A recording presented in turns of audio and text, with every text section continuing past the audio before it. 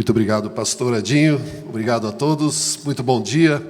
Quero saudá-los com a graça e a paz do nosso Senhor Jesus Cristo. Para mim é uma grande honra poder participar aqui desse culto, dessa celebração, especialmente nessas datas festivas para a igreja. E, de fato, conforme o pastor Edinho falou, nós estamos vivendo uma experiência muito interessante. Eu nasci numa igreja evangélica menonita. Na verdade, é uma etnia, um grupo de pessoas que surgiu há muito tempo atrás na Holanda, inicialmente. Os menonitas são seguidores de Menos Imons, que foi um dos grandes reformadores anabatistas. Anabatistas somos nós que nos batizamos de novo como adultos. Esse era o princípio da reforma. Esse grupo de pessoas migrou depois para o que hoje é a Ucrânia. Na época era parte do Império Russo, depois Prússia. E lá desenvolveu, ou criaram várias colônias, prosperaram muito e se espalharam mundo afora, especialmente Canadá, México, Paraguai, Bolívia e também Brasil, de onde eu sou. Todos os nossos ascendentes, tanto da minha esposa quanto os meus, são da Alemanha. E juntamente com isso vem um dialeto que é característico do povo menonita. É só esse povo que fala. E eu aprendi de pequeno, trouxe isso na minha casa, assim com minha esposa, mas era muito mais para conversarmos, para bater papo, nada formal. E no ano passado, eu fui desafiado pela igreja da qual eu faço parte, que é a 316 Airport Church, pastor Arno Pauls. Ele é um evangelista, eu creio que muitos de vocês conhecem. Ele diz, cara, você precisa ir para a Bolívia conhecer o que acontece lá. Na Bolívia existem, então, 100 e tantas colônias de menonitas, se espalharam, colônias agrícolas, e esse povo ficou restrito ou atrasado no tempo, como se vivesse no século XIX. A maioria dessas colônias são extremamente rigorosas no que diz respeito à tradição de antigos. Tem uma igreja, creem em Deus, mas presos a uma religiosidade sem fim. E presos num estilo de vida incomum. Então, eles não têm energia elétrica, não têm internet, não usam equipamentos agrícolas adequados. E quando compram, por exemplo, um trator, tiram as rodas de borracha e usam de ferro, na maioria das colônias. Então, uma vida atrasada de sofrimento, porque creem que para alcançar algum favor de Deus precisa sofrer, precisa penar. Em muitos missionários, isso a partir da década de 50 do século passado, 1950 e tantos, quando essas colônias começaram a se formar, foram para lá, evangelizaram, e muitas pessoas, de fato, saíram dessas colônias, se libertaram disso. E um desses grupos se formou, é uma igreja chamada Niet Lewe Church, Igreja Nova Vida, fica na região metropolitana de Santa Cruz de la Sierra, uma cidade chamada Pailón, na zona rural. É como se fosse a colônia Vitmarsum daqui. Na verdade, é como a colônia Vitmarsum de uns 20 anos atrás ainda, não é? Um pouco mais para trás ainda. Mas é um povo muito próspero que se libertou dessa religiosidade, em parte, e está vivendo um avivamento, uma igreja nova, em 3 anos de existência, e estão experimentando tudo de bom da palavra de Deus, tudo de bom do reino de Deus. E ano passado, no finalzinho do ano passado, eles me procuraram e disseram, olha, nós precisamos implementar o estudo da palavra, a Bíblia, se pode nos ajudar? E aí começamos a conversar como faria isso, porque o material tudo precisaria ser traduzido para o dialeto, o que é um trabalho descomunal, porque primeiro precisa ir para o alemão ou o inglês, para depois para o dialeto. Começamos a conversar e as pessoas responsáveis acabaram deixando o trabalho. E em março, o pastor Edward me procurou aqui em Curitiba e disse, cara, eu preciso da sua ajuda, você pode fazer alguma coisa? E aí nós tramamos um programa de formação do cristão para aquela igreja. Nos empenhamos em traduzir uma primeira matéria. Eu fui para lá em maio, dei 3 aulas em dialeto, tive que aprender a ler o dialeto, porque descobri que existe uma gramática formal, existe um dicionário de 19 mil palavras, descobri que existem 2 versões de Bíblias disponíveis gratuitamente nos aplicativos, inclusive com áudio, e passei a me empenhar, então, a ler e falar e treinar.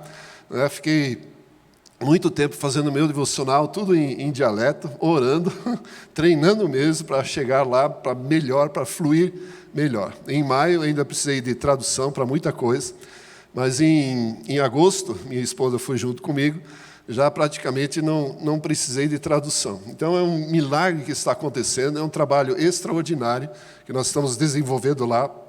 Esse ano é um projeto piloto, e para o ano que vem, e mais nos próximos anos, vamos de fato formar uma escola para esse povo menonita que só fala esse dialeto. Então já tem uma equipe, um grupo pelo menos, que está empenhado em traduzir todo esse material. Eu amanhã vou para lá de novo, para a terceira jornada esse ano. Ano que vem mais outras 3 estão planejadas, e lá estou eu agora missionário na Bolívia. Gente, é uma coisa inimaginável, mas assim, jamais poderia imaginar. Eu falava para os meus amigos, olha, nós falamos esse dialeto, é gostoso, é divertido, mas ele vai morrer, porque os meus filhos não aprenderam, os filhos dos nossos amigos não aprenderam. E eis que um mundo totalmente novo e inédito se abre para essa perspectiva. Então, tem outras pessoas que eu estou reunindo, que também estão treinando, também vão ser professores lá, para a gente montar uma equipe de fato.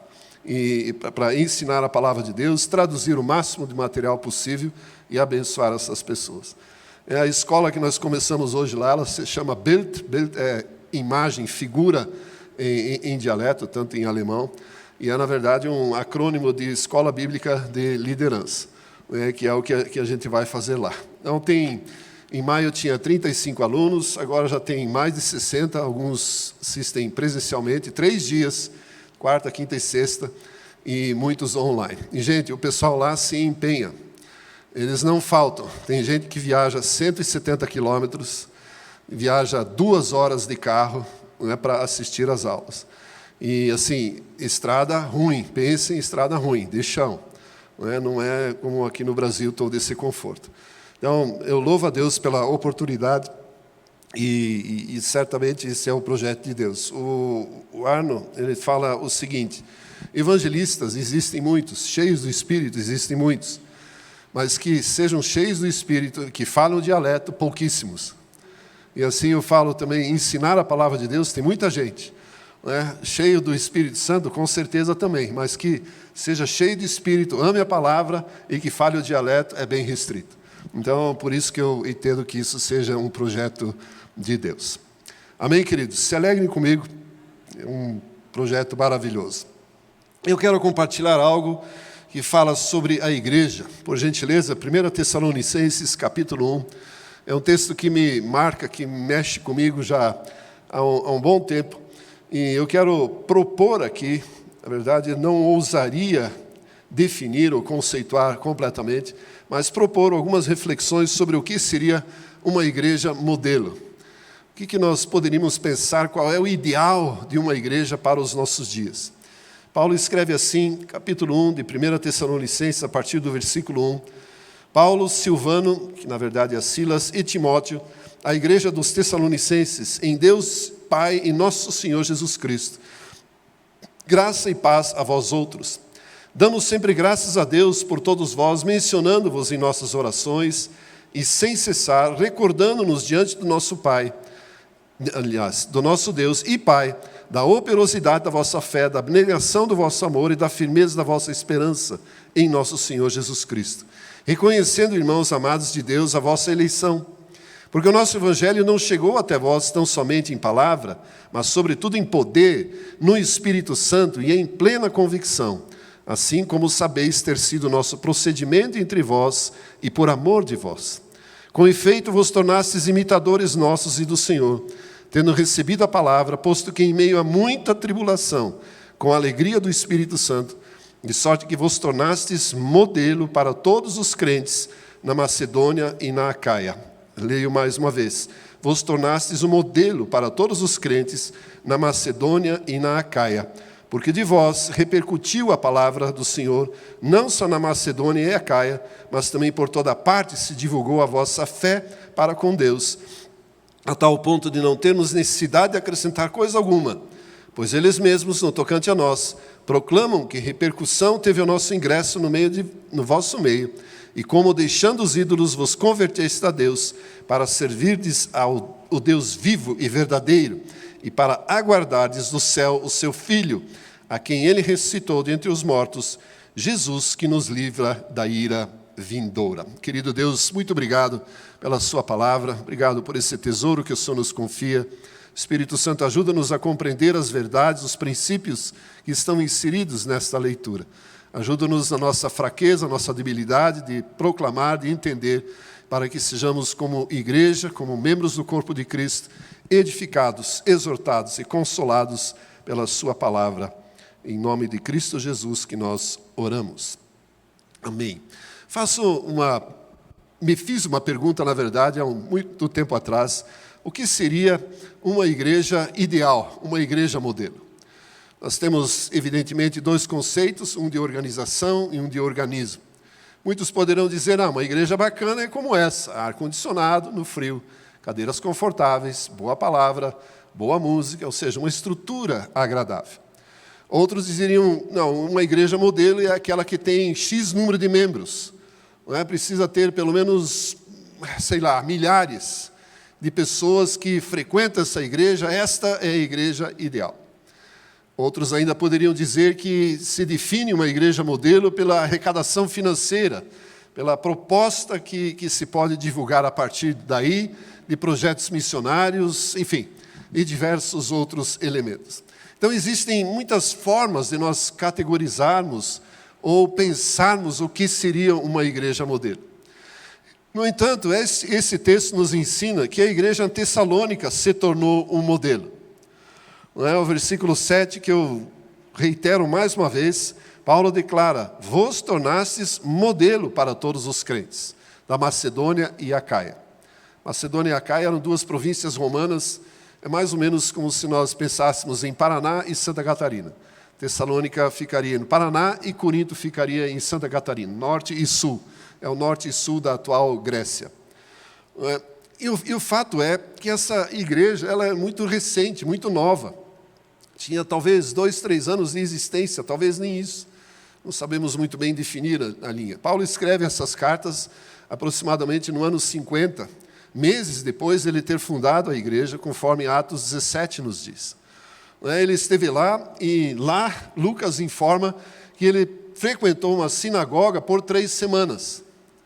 Mas provavelmente ficou outras semanas ainda percorrendo, evangelizando, fundando a igreja. Foi para adiante na sua viagem missionária, era a segunda viagem, e em Corinto, onde ele está, então escreveu essas 2 cartas em resposta a um questionamento, que não cabe aqui hoje, mas na saudação ele traz esta observação, vos tornastes modelo, tanto na Acaia quanto na Macedônia. Ou seja, alguma coisa aconteceu, o comportamento desses crentes, desses cristãos desta igreja, fez com que a fama deles repercutisse norte e sul, Paraná e Santa Catarina, a nossa metáfora aqui. Alguma coisa fez com que eles se tornassem modelos.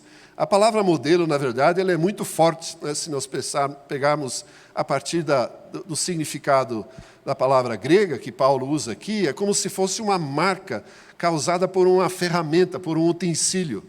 Não uma tatuagem, algo assim, mas uma marca mesmo. Por exemplo, as marcas que os cravos deixaram nas mãos ou nos pulsos de Jesus Cristo. Aquilo era uma marca, aquilo era um tupos, era um modelo, um padrão, um standard. E Paulo usa essa mesma palavra para dizer que existe um modelo, sim, para os crentes, e que foi desenvolvido pela igreja em Tessalônica e que se espalhou por toda a região. E, na verdade, não é o número de membros, porque eu imagino que a igreja fosse bem pequena, assim como a maioria das igrejas daquela época. Quando nós, um parênteses aqui, quando nós pensamos em multidão, na verdade é uma multidão como esta. Eu descobri há um tempo atrás que Nazaré, por exemplo, a cidade onde Jesus nasceu, ou Cafarnaum, onde ele exerceu o seu ministério, não tinha mais do que 400, 500 habitantes. Quando fala de uma multidão, é o quê? 20, 30 pessoas. Nos surpreendemos quando em Israel conhecemos, e talvez alguém já esteve lá também, a casa da sogra de Pedro, dita como casa de Pedro, onde houve, na época de Jesus, uma reunião. E tinha tanta gente que não cabia. Bom, a casa é tão pequena que não cabe 15 pessoas. Então, é uma multidão que cercou, sei lá, a cidade inteira. Então, de repente, nós precisamos nos corrigir, nos limitar quando a Bíblia fala de uma multidão. Esta é uma multidão, que está em torno da palavra de Deus aqui. Então, aquelas igrejas não eram numerosas. No entanto, ela foi eficiente. Esta igreja foi eficiente em propagar, em proclamar a palavra de Deus, em fazer repercutir em todas as regiões aquilo que para eles era importante. Não é o número de membros, certamente não é a arrecadação de dízimos e ofertas, certamente não era um lugar agradável da reunião, não é o templo, a estrutura física, não era nada disso. Era simplesmente a forma como eles viviam. E aqui um clichê que cabe muito bem. Igreja não é, igreja é ser, nós somos igreja. Não é fazer parte de uma instituição, de uma organização. Nós somos igreja, somos corpo do Senhor Jesus Cristo. Portanto, isso nos afeta. E aqui, Paulo, então, recorda, diante de Deus, no versículo 3, 3 características que eu quero justamente refletir aqui conosco sobre o que define, caracteriza, não define, mas o que mostra como esta igreja viveu e a sua fama percorreu todas as regiões. Mais uma vez, o versículo 3. Recordando-nos diante do nosso Deus e Pai, da operosidade da vossa fé, da negação do vosso amor e da firmeza da vossa esperança. Essas 3 coisas aqui me fazem pensar que caracterizaram e se espalharam e que nós podemos aceitar hoje como sendo uma igreja modelo. Uma fé operante, um amor abnegado e uma esperança viva na volta de Jesus Cristo. E eu quero refletir um pouco sobre esses 3 aspectos. Eu imagino que eu corro um enorme risco de falar bem pouco daquilo que essa igreja já conhece sobre esses assuntos. Mas eu vou trazer os meus pensamentos e eu gostaria que você acrescentasse isso a tudo que você já ouviu a respeito disso, desse púlpito, que eu creio que é muito forte, muito impactante com relação a isso. Quando falamos de fé, e aí Paulo nos dá uma lição muito forte a respeito disso. Para o apóstolo Paulo, fé não era apenas um conceito romântico ou uma definição como nós conhecemos. Eu já sou professor de Bíblia já há muitos anos e uma das primeiras matérias que eu comecei a ensinar era justamente sobre fé. E como professor sempre tive uma certa dificuldade em entender o que Hebreus 11:1 diz sobre isso. Fé é a certeza das coisas que se esperam e a prova daquilo que não se vê. Ok, lindo e maravilhoso, romântico, mas como viver isso? Como se aplica isso na nossa vida? E a partir, então, eu comecei a sempre procurar uma forma de melhorar o conceito de fé e de como nós devemos viver. E para Paulo, e quando olhamos todas as suas cartas, parece-me que ele foge um pouco desse clichê, desses definições e conceitos e traz mais para o dia a dia, porque ele chama de uma fé operante. Então não é uma definição, não é uma frase bonita, não é simplesmente a convicção, a certeza de que as promessas de Deus irão se cumprir. Penso eu que Paulo estabelece a fé como um padrão de conduta, como um estilo de vida. Não é uma fé que é uma certeza de que os princípios da palavra de Deus são para a minha e para a sua vida e que precisam ser vividos e praticados de forma constante e perseverante, para desta forma agradarmos a Deus. Então, fé é muito mais um estilo de vida, é aquilo que nós somos como cristãos. E, na verdade, é o que define o que nós fazemos, por que fazemos o que fazemos. Então, se nós pensarmos a nossa prática de vida cristã, por que nós dizimamos e ofertamos? Porque cremos, porque temos fé de que as promessas da palavra de Deus no que diz respeito à vida financeira nos alcançam. Por que nós mantemos um casamento estável, de relação marido e mulher conforme o modelo bíblico? Eu estou casado com a Dori há 40 anos. 40 anos, gente. Pensa o que essa mulher já suportou. Temos 2 lindos filhos, 3 lindíssimos netos, uma família muito bem estruturada e que penso que foi alcançada porque decidimos acreditar na palavra de Deus como um norteador para a nossa vida. E vivemos desta forma. Então, por que nós fazemos o que fazemos? Por que trabalhamos duro? Por que fazemos no nosso dia a dia o que fazemos? Eu creio que isso é o que Paulo quer dizer com uma fé operante. Eu encontro na Bíblia um exemplo que para mim é enigmático. Nós temos tantos personagens bíblicos que poderiam nos ensinar sobre fé. Mas, versículo 5 de Hebreus 11, diz o seguinte: pela fé Enoque foi trasladado, para não ver a morte. Não foi achado porque Deus o trasladara. Pois antes da sua trasladação, obteve testemunho de haver agradado a Deus. De fato, sem fé é impossível agradar a Deus. Isso nós conhecemos, porquanto é necessário que aquele que se aproxima de Deus creia que Ele existe e que se torna recompensador, galardoador daqueles que o buscam. Então, esse versículo 6, que é uma definição extraordinária, está conectado com a vida de Enoque, que alcançou um testemunho de haver agradado a Deus. A sua biografia se estende ainda, ou retrocede a Gênesis, quando diz que andou Enoque com Deus e já não era, porque o Deus tomou para si.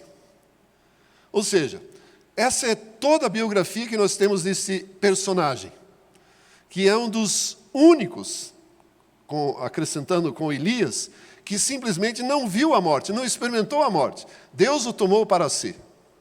Como se dissesse, é o seguinte, meu irmão, meu filho, está tão ruim, é tanto BO nessa terra aí, que eu vou simplesmente te restringir e evitar que você passe pelo vale da sombra da morte, passe pela morte, venha comigo, usufrua da eternidade antes. Impressionante. Enoque, na verdade, é aquele que diminui em muito a média de vida dos primeiros personagens da Bíblia, porque ele viveu só 365 anos. Muito jovem, piada e tudo. Júnior, um adolescente, se compararmos que as pessoas viviam 900 para lá de anos. 365 anos. Agora, de alguma forma, ele alcançou um padrão de conduta que agradou a Deus, um estilo de vida que agradou a Deus, para que Deus não permitisse que a morte o encontrasse. E aí eu me pergunto e especulo aqui um pouco, como que esse homem aprendeu a viver dessa forma? E aí eu, na minha imaginação santificada, como o nosso amigo comum Djalma costuma falar, eu fico pensando que Enoque viu um momento em que a terra, a humanidade estava vivendo e era bem complicado. E ele resolveu tomar algumas providências e diz, cara, eu não posso viver assim. Precisa ser diferente. E a única fonte de referência para uma boa vida que é agradável a Deus era o seu pentavô, Adão. Adão era aliás, Enoque é o 7º depois de Adão, o que torna Enoque pentaneto. Neto, bisneto, pentaneto. Então, Adão era o pentavô. E se nós olharmos a linha de tempo em que esses homens viveram, existe um tempo comum entre Adão e Enoque de aproximadamente 130 anos. Ou seja, Adão ainda vivia enquanto Enoque estava vivendo aqui na terra.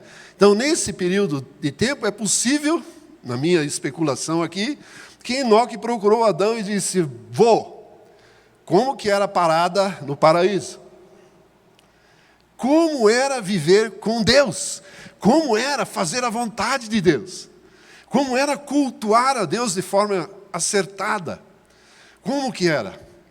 E aí eu imagino aqui que Adão, buscando as lembranças, as reminiscências da sua vida de plena comunhão com Deus, de fazer a vontade de Deus e sem questionar, sem perguntar, sem precisar a vida de oração, porque era simplesmente vivendo a própria glória de Deus, contar a Enoque como era.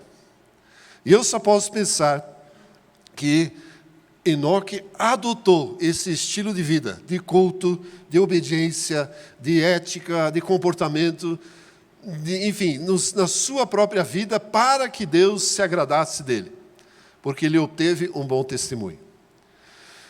Eu e você temos todas as armas possíveis para, inclusive, melhorar a nossa vida agradável a Deus. Enoque não tinha a Bíblia, não tinha o Espírito Santo habitando dentro dele, não tinha o testemunho interior para convencê-lo do que era certo e errado, não é? O testemunho do próprio Espírito, ou seja, tinha que se virar, tomar as suas próprias decisões.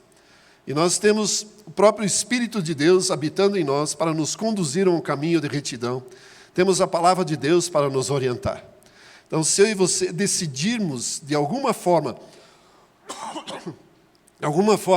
buscarmos agradar a Deus, pela forma como nós nos comportamos, pelo estilo de vida, pelo padrão de conduta que a palavra de Deus nos propõe, certamente eu penso que nós conseguiremos um testemunho que também agrade a Deus.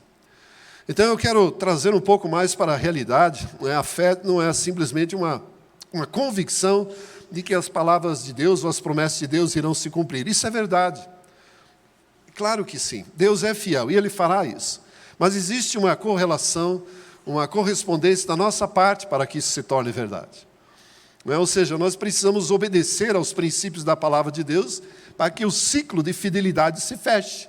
Deus promete, Deus propõe um caminho de obediência. Se nós obedecemos, Deus é fiel em cumpri-lo. Ou seja, torna-se ou fecha-se a fidelidade que tanto é apregoada no Antigo Testamento e que, ao meu ver, Paulo trouxe para esta realidade no Novo Testamento. Ou seja, existe aqui uma fé, de fato, que pode agradar a Deus. Então, a minha proposta, ou pelo menos o meu pensamento, é que esta igreja alcançou um estilo de vida, um padrão de conduta, que, de fato, se espalhou. E em pouco tempo aprenderam isso. Em pouco tempo, mudaram completamente o seu estilo de vida, a sua forma de vida. Nós sabemos que praticamente todas as igrejas por onde Paulo andou e proclamou o Evangelho eram eminentemente idólatras, envolvidas numa cultura grega, na filosofia grega, num pensamento completamente humanista, afastado e dicotomizado, separado dos princípios da palavra de Deus. De alguma forma, a mensagem que Paulo pregava, a força do Espírito com que ele empenhava para persuadir as pessoas, e elas de fato aceitavam isso como verdade, mudou radicalmente a forma de vida deste grupo de pessoas, e eu penso que se alastrou por toda a cidade. Ou seja, pessoas viram nos crentes da igreja de Tessalônica uma forma de vida completamente diferente, completamente dissociada de todo e qualquer valor que antes era importante, dissociado de todo e qualquer culto a ídolos, conforme o texto nos mostra também. Ou seja, completamente voltado para a vida cristã. E o desafio é justamente isso. Pessoas reconhecendo em nós as marcas de um cristão. E o que nós temos na nossa vida que nos diferencia dos outros? Qual é o nosso comportamento, por exemplo, no nosso trabalho, no lugar onde estudamos ou, enfim, vivemos, que nos diferencia dos outros? Pessoas chegaram para nós e dizendo assim: cara, você é crente, não é? Você é crente, hein? Você é crente, hein? Ou num tom já não tão positivo: você é crente? E assim, porque assim, crente mantém o horário, sim ou não? É pontual. Crente paga as suas contas em dia. Deveria. Não sei que seja circunstancial. Crente mantém os seus compromissos, mantém as suas promessas. Quando diz que é sim, sim. Quando diz que é não, não. Sim ou não? Não, estamos entendendo o que é isso. Ou seja, é fé na essência, um padrão de conduta. Ou seja, pessoas olham para nós e dizem: esse é um modelo que eu quero seguir. Assim como esta igreja, ou estes crentes, alcançaram este modelo. Ou seja, vivemos de acordo em fidelidade àquilo que cremos. Cumprimos aquilo que a palavra de Deus nos propõe. Portanto, fé é o primeiro aspecto aqui, que demonstra o fruto desta igreja, que se tornou, então, modelo ou referência. Eu e você não vamos a uma igreja, nós somos igreja. Esta é uma marca que eu e você precisamos carregar. Fazemos parte do corpo de Cristo. O Espírito Santo ele não trabalha só no domingo. Não sei se você sabe, mas ele está com você na segunda-feira também. Eu brinco com os alunos, eles volta e meia me entendem um pouco mal, mas de alguma forma, e é uma forma positiva, por favor, me entenda bem, mas o próprio Deus, para nos encaminhar para a filiação, para que nós compreendamos qual é o valor que nós temos para Ele, Ele colocou um espião em nós, que é o próprio Espírito de Deus. É como se fosse um vírus, no sentido positivo. Esse Espírito quer contaminar a nossa vida com a vida do próprio Deus, trazer a essência de Deus em nós. Quando eu digo que Ele é espião, é porque Ele vasculha e escaneia, permeia todo o nosso ser, todos os nossos pensamentos. Para completar, o Espírito de Deus é também fofoqueiro. Ele conta tudo para o nosso Pai Celestial. Tudo. Não tem como esconder nada. Mas não no sentido para que nós sejamos julgados, punidos. Não, para que a nossa vida seja de fato ajustada com o padrão de santidade desejado pelo nosso Deus. Quando a Bíblia chama o Espírito de Deus de santo, é porque Ele quer imprimir a santidade de Deus em nossas vidas.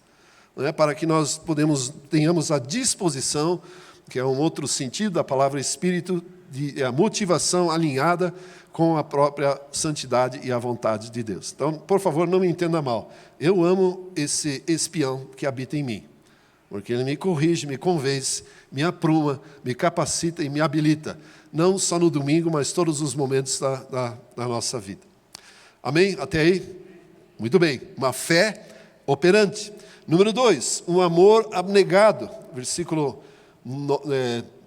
9 diz: pois eles mesmos, no tocante a nós, proclamam que repercussão teve o nosso ingresso no vosso meio, e como deixando os ídolos vos convertestes a Deus, para servirdes ao Deus vivo e verdadeiro. Eu penso que esse amor abnegado, ele tem a ver com a implicação de servir a apenas um Senhor. O amor, a palavra abnegado aqui, o português não favorece muito, uma outra versão talvez seja os seus atos de amor, não é os decorrentes do amor, mas é um esforço motivado pelo amor, ou seja, atos de amor para com todos, resultando num cansaço. Ou seja, ama tanto que até cansa de amar.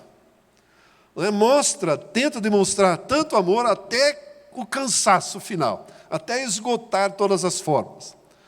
E eu e você somos desafiados pelo próprio Senhor Jesus a cumprir o principal mandamento, o maior mandamento de todos. Nós sabemos qual é. Curiosamente aqui, vou abrir um parênteses. Nas salas de aula, eu costumo perguntar qual é o primeiro mandamento. E os alunos respondem: amar a Deus de toda a tua força, de todo o coração, de toda a tua alma, de todo o seu... Faltou uma coisa. Entendimento. Conforme Marcos disse. E eu falo, não é verdade. Esse não é o primeiro mandamento. E aí ficam me olhando, como assim? Vamos para a Bíblia. E quando conferimos, de fato, os mandamentos, conforme listados por Deus, em Êxodo 20 e Deuteronômio 5, nós não encontramos o mandamento de amar a Deus. E Jesus, perguntado a respeito disso, em Marcos capítulo 12, ele também trouxe a mesma resposta. Diz assim, 12:28 de Marcos 12:28. Chegando um dos escribas, tendo ouvido a discussão entre eles, vendo como Jesus lhes houvera respondido bem, perguntou-lhe: qual é o principal de todos os mandamentos? Respondeu Jesus: o principal é: ouve, ó Israel, o Senhor nosso Deus é o único Senhor. Esse é o principal mandamento. Ouve, ó Israel, o Senhor nosso Deus é o único Senhor. Amarás, pois o Senhor teu Deus de todo o teu coração, de toda a tua alma, de todo o teu entendimento e de toda a tua força. E o segundo é: amarás o teu próximo como a ti mesmo. E não há outro mandamento maior do que estes. Apenas um capricho, né? Minha esposa disse que isso é um preciosismo no Ministério de Ensino. Que assim seja, mas é o que a palavra de Deus diz. O primeiro mandamento é que só existe um Senhor. Só existe um Senhor. Na verdade, Deus já constituiu o ser humano para que ele não seja capaz de servir a dois senhores. E é uma decisão que eu e você precisamos tomar todos os dias, em todo momento, a quem nós precisamos servir. E aqui, provavelmente, pelo menos no meu entendimento, está a decisão ou o formato de eu e você praticarmos um amor abnegado, com todas as nossas forças, com todo o nosso empenho, até cansarmos, em todas as nossas ações. Eu e você precisamos escolher sempre a quem nós queremos servir, porque o próprio Senhor Jesus diz, não tem como servir a dois senhores. Ou há de amar um e odiar outro, mas dois não dá. E nós temos muitos senhores à nossa volta e que querem se assenhorar de nós. Não vou falar nem de pecado, porque isso se resolve aos pés da cruz. Mas dinheiro, trabalho, família, ministérios, tudo isso são coisas que podem se assenhorar da nossa vida, para que eu e você não nos dediquemos adequadamente ao senhorio de Jesus Cristo. Não é? Já eu volto a esse ponto. Mas Jesus, aliás, nos ensina de forma muito interessante. Ame o próximo como a ti mesmo e ame a Deus. Se nós olharmos, aliás, a ordem é ame a Deus, ame o próximo como a ti mesmo. De forma contrária, o primeiro desafio é amar a nós mesmos. Ou seja, termos uma autoestima muito bem resolvida. Sabermos quem nós somos em Deus. Não nos inferiorizarmos demais e não nos exaltarmos demasiadamente. Ou seja, vivermos de acordo com a realidade estabelecida pelo próprio Deus. Eu e você somos filhos de Deus. Temos um chamado, uma eleição, uma vocação, uma vida cristã para vivermos. E isso precisa resolver a nossa identidade. Trabalhando com alunos e preparando-os para o ministério, vejo muitas vezes uma inferiorização. Ou seja, não, eu não sou tudo isso, eu não sou capaz de fazer isso. Ora, se não fosse capaz, Deus já tinha te levado daqui. Certamente existe uma capacidade, uma habilidade natural para cada um de nós. E desenvolver isso faz parte da vida cristã, faz parte do amor próprio. Se nós não nos amarmos do jeito que somos, da maneira como Deus nos constituiu, não podemos amar o próximo. É muito simples. Todos nós olhamos para o espelho e achamos defeitos em nós mesmos. Ou na forma física, ou no jeito de ser. Eu queria ser melhor do que eu sou. Talvez mais bonito do que eu sou. O que é difícil, mas, enfim. Eu gostaria de ter algumas qualidades melhores. Mas, enfim, sou o que sou. Posso tentar melhorar por uma operação de Deus. E amar a mim mesmo facilita amar o próximo. Ir de encontro às necessidades do próximo. Mostrar isso em ações práticas. E certamente amar a Deus, ou tê-lo como único Senhor, é absolutamente necessário em nossas vidas. Eu tenho muitas vezes comentado que se o Senhor Jesus, ele foi, aliás, nós chamamos Jesus de Senhor não porque ele merece respeito e honra, isso sim, mas Senhor é o cargo que ele ocupa, e coisa que muitos cristãos não entendem. Jesus simplesmente é a autoridade máxima que existe no universo.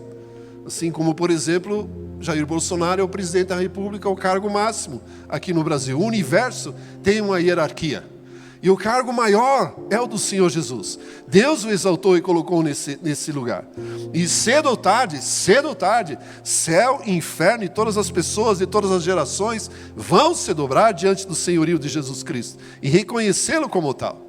Então é mais fácil a gente começar isso já. Não é? Viver debaixo do senhorio de Jesus. A palavra servo ou escravo não cai muito bem na nossa cultura.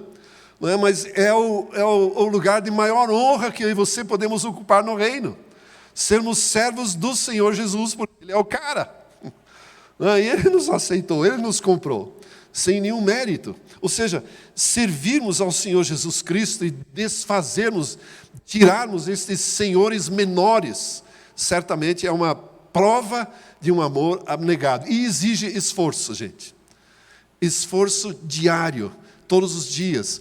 Não permitir que o amor ao dinheiro, que é uma escravidão terrível, não é, se assenhoreie de nós. O desejo de ficar rico. Eu volta e meia fico olhando as manchetes do jornal, aí diz lá, acumulou a Mega Sena. Não é, ou, sei lá, 60 milhões de prêmios, 70 milhões de prêmio. Cara, eu fico pensando, deve ter crente aí pensando em fazer um joguinho. Deve ter.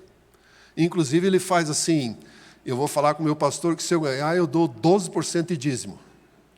Resolve as finanças da igreja por um tempão. Pense quanto não poderia beneficiar.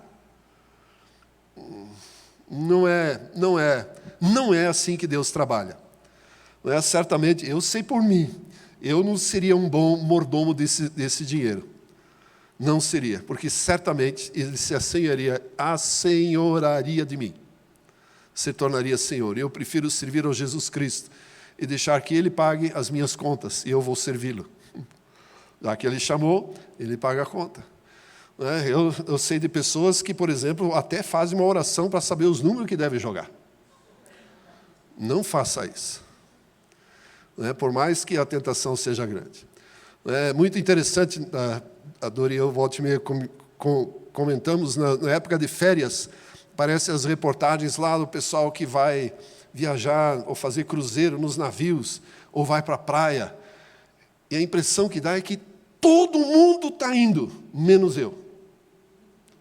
Menos nós. Só nós estamos ficando. E não é assim.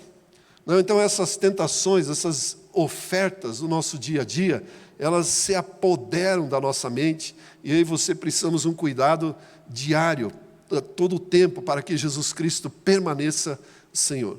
Não existe, eu vou repetir isso, não existe espaço em nós para outro Senhor.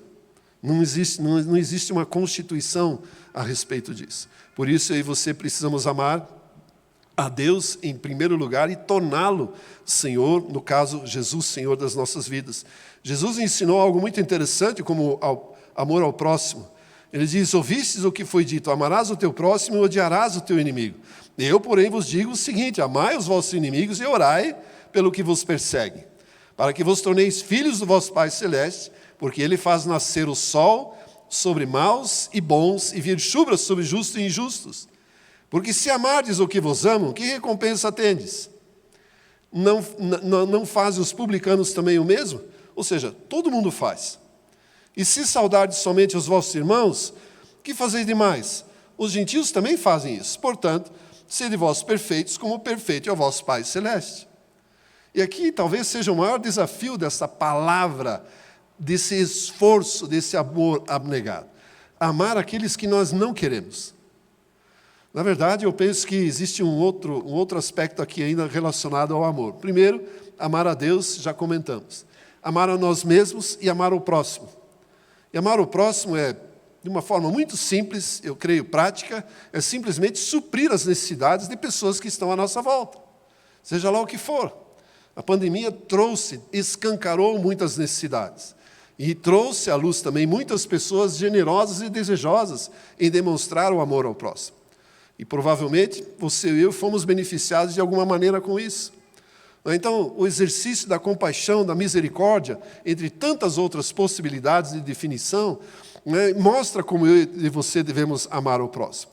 E Jesus ainda completa, não é só os caras que você quer amar, não. Tem os inimigos também. Os adversários, aqueles que não necessariamente concordam com os seus pensamentos. Ame-o e vadem contra eles. Talvez essa seja, ou foi, uma das maiores demonstrações que esta igreja em Tessalônica fez e permitiu que eles se tornassem modelo em todo lugar. Ou seja, simplesmente abriram mão das suas próprias fronteiras, das suas próprias divisas, e ajudaram e amaram quem quer que fosse. Sem classificar, sem fazer acepção de pessoas, sem fazer diferença de nada. Se é espírita, se é umbandista, se é isso e aquilo, não importa, vou ajudar. Vou ajudar. São inimigos, não importa, vou ajudar. São amigos, não importa, vou ajudar também. E aí eu digo que tem um quarto aqui, que Jesus sabiamente deixou para o fim do seu ministério. No último encontro com os discípulos, ele disse, além de tudo isso que já aprenderam, amai-vos uns aos outros. E eu penso, porque ele diz, um novo mandamento vos dou. E de fato é novo, porque ele diz, ame a Deus, ame a si mesmo, para amar o próximo. Mas agora os discípulos precisavam se aturar uns aos outros. E, gente, entre eles, caso você não perceba, havia uma severa competição para ver quem deles era o maior, o melhor. Pode parecer tão estranho, mas 3 anos com Jesus, eles não aprenderam e ficaram disputando. Quantos discos você vendeu? CDs, não. Quantas músicas você baixou no Spotify ou vendeu? Quantos livros você escreveu? Quantas mensagens você pregou? Eu fui convidado para a igreja tal, eu preguei na conferência tal. Disputas internas entre discípulos de Jesus Cristo, não pastores da igreja de hoje. Discípulos de Jesus. E Jesus diz, é o seguinte, piazada. Se ele fosse curitibano, ele chamaria os meninos de piada. É o seguinte, amem uns aos outros.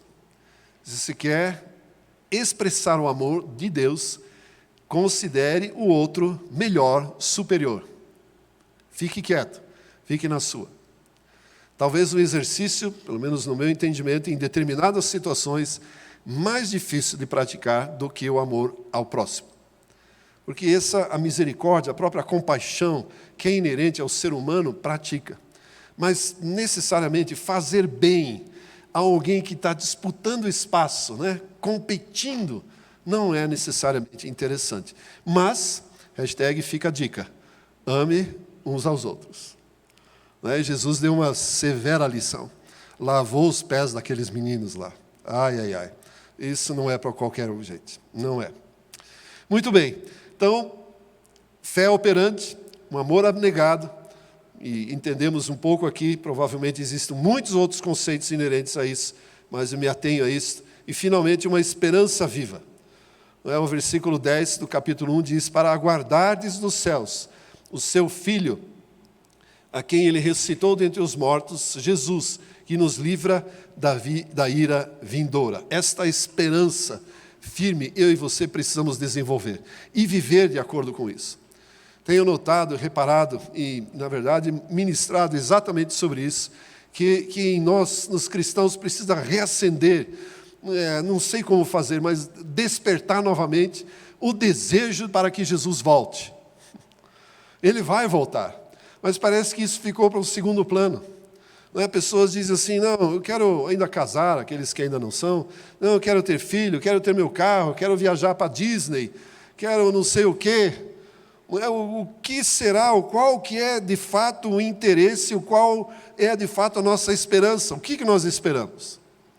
A igreja primitiva, especialmente a mensagem de Paulo, despertou para uma verdade absurda, e que eles testemunhavam e pregavam a todo canto. Jesus Cristo venceu a morte e nós temos agora acesso à vida eterna gratuitamente. Se olharmos, lermos o livro de Atos, está recheado de testemunhos de que Cristo ressuscitou, de que o Jesus Cristo, o Cristo enviado por Deus, prometido no Antigo Testamento, morreu e ressuscitou e venceu a morte. Eu perguntei, pesquisei, me pergunto, e a razão pela qual isso era tão forte. O Antigo Testamento tinha 0 de esperança. A esperança que o povo cristão vivia, aliás, o povo de Deus vivia, o povo judeu vivia, era na iminência das promessas do Messias, de que ele viria trazer um tempo de paz, de refrigério.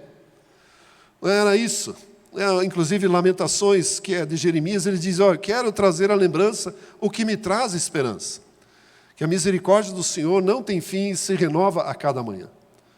Entre outras coisas lá. Mas não ia muito adiante disso. Ninguém sabia, e não há, vamos chamar assim, uma teologia no Antigo Testamento sobre a vida depois da morte. Ninguém sabia o que ia acontecer. A impressão que dá é que o povo vivia, terminou o dia, ufa, Deus não me matou. Acordava de manhã, estou vivo, mais um dia. E vamos lá, sempre com aquele receio, o que vai acontecer? Nenhuma esperança, nenhuma expectativa. Nada. Era dessa forma que eu consigo imaginar o estilo de vida daqueles. A esperança de que as promessas sim iriam se cumprir, mas o futuro parecia tão distante.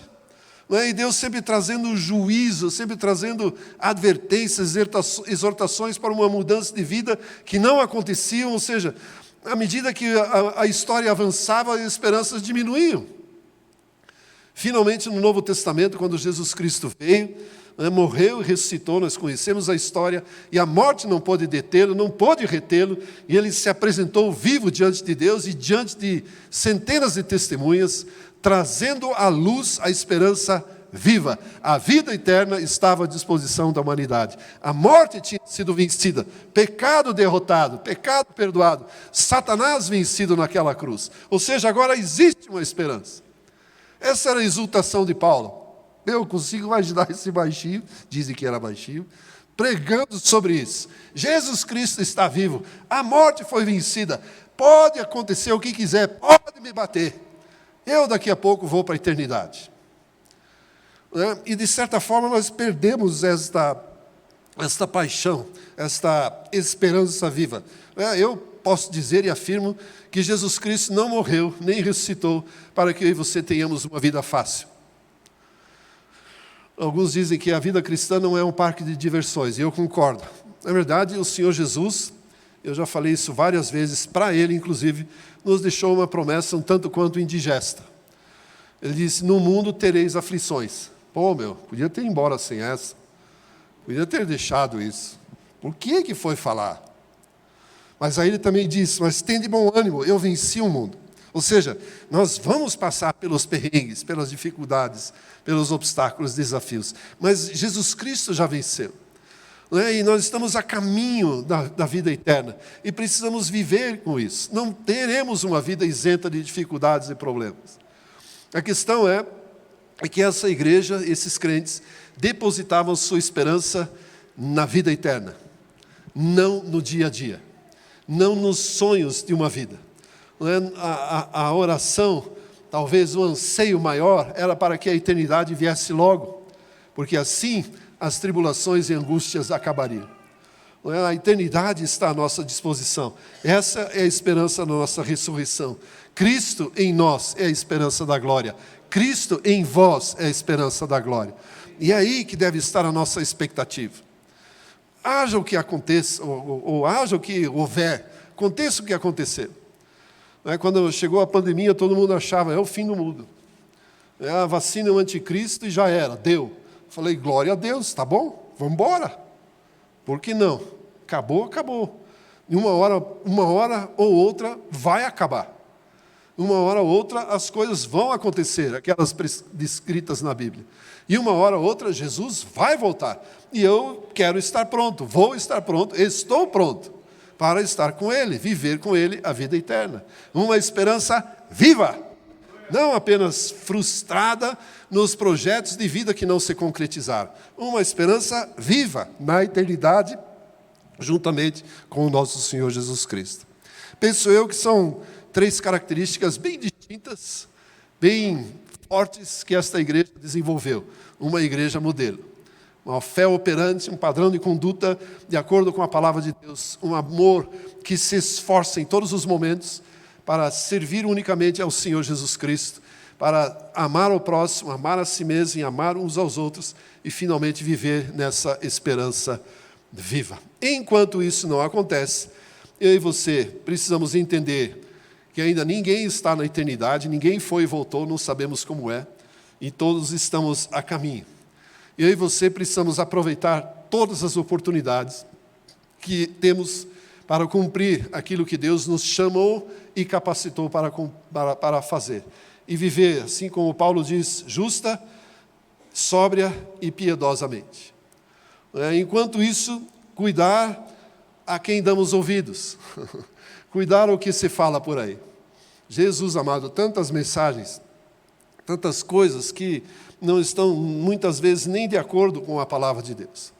Eu e você precisamos nos voltar, de fato, à essência da palavra de Deus. Enquanto isso tudo não acontece, enquanto Jesus não volta, nós precisamos entender que o tempo de Deus é completamente diferente. Ainda bem que Ele não conta dias, meses e anos. Ele conta a eternidade. E no momento em que Ele definir, que Ele decidir, está resolvido. Eu e você não devemos nos conformar com as tribulações pelas quais passamos. Elas acontecerão, mas certamente precisamos nos esforçar para nos fortalecermos juntamente com isso e perseverantemente vencê-las, avançá-las, porque afinal eu e você somos mais do que vencedores em Cristo Jesus. Para aquele que está em Cristo Jesus não existe condenação. E sabemos que todas as coisas, tudo aquilo que acontece, ou em todas as coisas, Deus está cooperando, operando. Ele não está simplesmente ignorando a situação pela qual eu e você passamos. Certamente, tudo o que eu e você passamos, Ele está ou tem absoluto conhecimento. E não vai permitir que sejamos esmagados além daquilo que nós possamos resistir. Deus tem o melhor para nós, disso eu tenho certeza. O melhor para nós, certamente, é a eternidade, juntamente com o nosso Senhor Jesus Cristo. Enquanto isto, vivemos a fé operante, o amor abnegado e uma esperança viva na volta do nosso Senhor Jesus Cristo. Amém, queridos? Era esta mensagem, esta reflexão que eu quero deixar para vocês em nome de Cristo Jesus. Amém.